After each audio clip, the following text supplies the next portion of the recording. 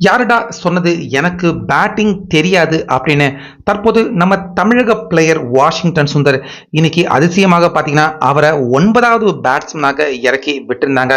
ஆனாலுமே விடாத வாஷிங்டன் சுந்தர் இன்னைக்கு அபாரமான இதுக்கு முன்னாடி அவர்கிட்ட இருந்து பார்த்திராத சிறப்பான பேட்டிங்கை வெளிப்படுத்தி நம்ம இந்தியாவுக்கு இந்த மேட்ச்ல வெற்றி பெறத்துக்கான வாய்ப்பையும் உருவாக்கி ஒரு மிகப்பெரிய உலக சாதனை சம்பவத்தையே நம்ம கண் முன்னாடி இன்னைக்கு வாஷிங்டன் சுந்தர் அவரு நிகழ்த்தியிருக்காரு.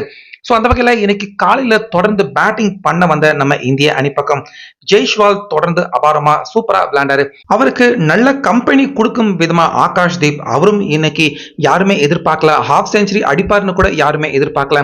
66 ரன்கள் வரைக்கும் ஆகாஷ் தீப் சிறப்பா விளையாண்டு அவுட் ஆனாரு.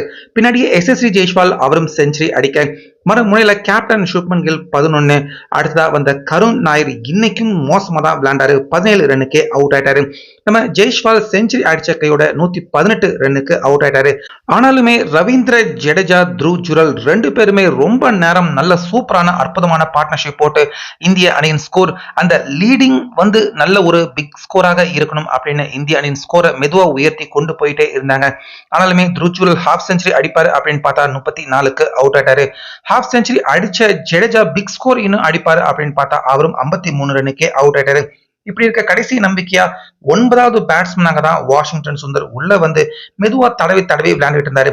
ஆனா அவருக்கு ஆப்டன் பேட்ஸ்மேன்கள் யாருமே இல்லாம போக சிராஜ் பாத்தீங்கன்னா அவர் நாட் அவுட் பால் பேட்ல பட்டிருந்துச்சு. ஆனாலுமே அம்பையர் அவுட் கொடுத்துட்டாரு. ரிவ்யூ எடுக்க முடியல.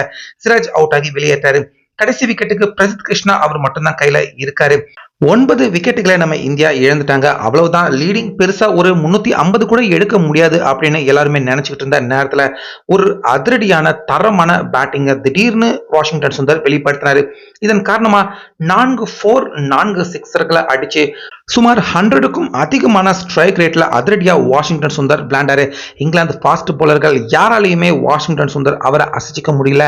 லெக் சைட்ல சர்னு ராக்கெட் போல அவர் பறக்க விட்ட சிக்ஸர் இங்கிலாந்து போலர்கள் எல்லாரையுமே பயங்கரமா கதற அடிச்சிருச்சு.